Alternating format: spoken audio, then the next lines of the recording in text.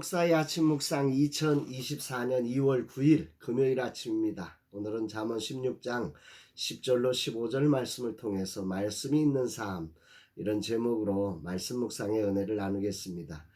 인간의 삶은 늘 계획대로 다 이루어질 수 없음을 다시 경험합니다. 중보기도 세미나를 새롭게 만들기 위해 어제 하루를 투자하려고 계획했는데 몸살이 나서 일과를 하고는 쉬어야 했습니다.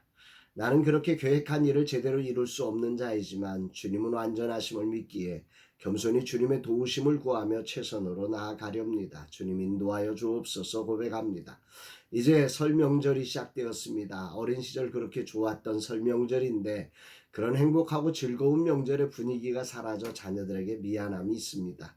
이런 분위기를 전해주어야 할 것인데 세상의 자극적인 유혹들이 온 가족들에게서 이런 아름다운 분위기를 빼앗아가고 있어 안타깝습니다. 우리 세대의 숙제는 빼앗긴 가정의 아름다움을 회복시키는 일이 아닐까 하는 생각도 해보게 됩니다.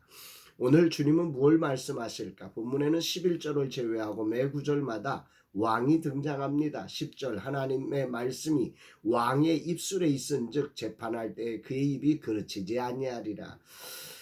하나님의 말씀이 왕의 입술에 있다. 이 말은 왕이 하나님의 말씀을 가까이 한다. 하나님의 말씀을 즐거워하고 있다. 이런 표현이겠죠. 그럴 때 그 왕은 그릇된 방향으로 가지 않는다. 사람들의 신임을 얻게 된다. 이런 말일 겁니다. 오늘 이 말씀을 묵상하면서는 신명기에서 하나님이 모세를 통해 하셨던 말씀이 생각납니다. 신명기 17장 18절로 20절 그가 왕위에 오르거든 이 율법서의 등사본을 레위 사람 제사장 앞에서 책에 기록하여 평생에 자기 옆에 두고 읽어 그의 하나님 여호와 경외하기를 배우며 이 율법의 모든 말과 이 규례를 지켜 행할 것이라. 그리하면 그의 마음이 그의 형제 위에 교만하지 아니하고 이 명령에서 떠나 좌로나 우로나 치우치지 아니하리니 이스라엘 중에서 그와 그의 자손이 왕위에 있는 날이 장구하리라. 하나님께서 모세를 통해서 가나안 땅에 정착할 백성들을 향해 말씀하신 것입니다. 이미 하나님은 이들이 왕을 세울 걸 아셨고 그때 왕이 행해야 할 덕목으로 말씀하신 아주 중요한 결론이지요. 여기 보면 평생에 자기 옆에 이 하나님의 말씀의 등사본을 두어라. 율법의 등사본을 두어서 가까이 하라는 거지요. 그 다음에 이 율법의 모든 말과 이 규례를 지켜 행하라.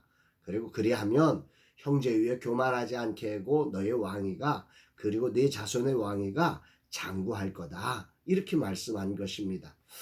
그런 왕이 있을 때 세상은 하나님의 통치가 이루어진다는 거죠. 11절 말씀을 보면 공평한 저울과 접시 저울은 여호와의 것이요 주머니 속의 저울추도 다 그가 지으신 것이니라. 공평한 저울과 접시 저울, 이것은 일터에서 정직을 나타내는 대표적인 표현입니다.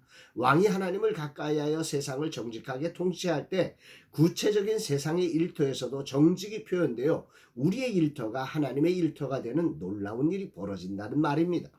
그야말로 하나님의 뜻이 이 땅에서 이루어지는 놀라운 세계가 되어지는 거죠. 그래서 왕은 악행을 미워하고 의롭고 정직한 말을 기뻐할 때 그 나라가 하나님의 보좌와 같은 공의로운 나라가 세워진다는 것입니다.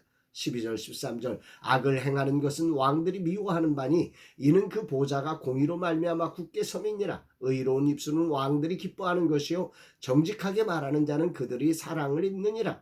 하나님을 경외하는 왕에게 악을 행하는 자는 미움의 대상이 되는 게 당연하죠.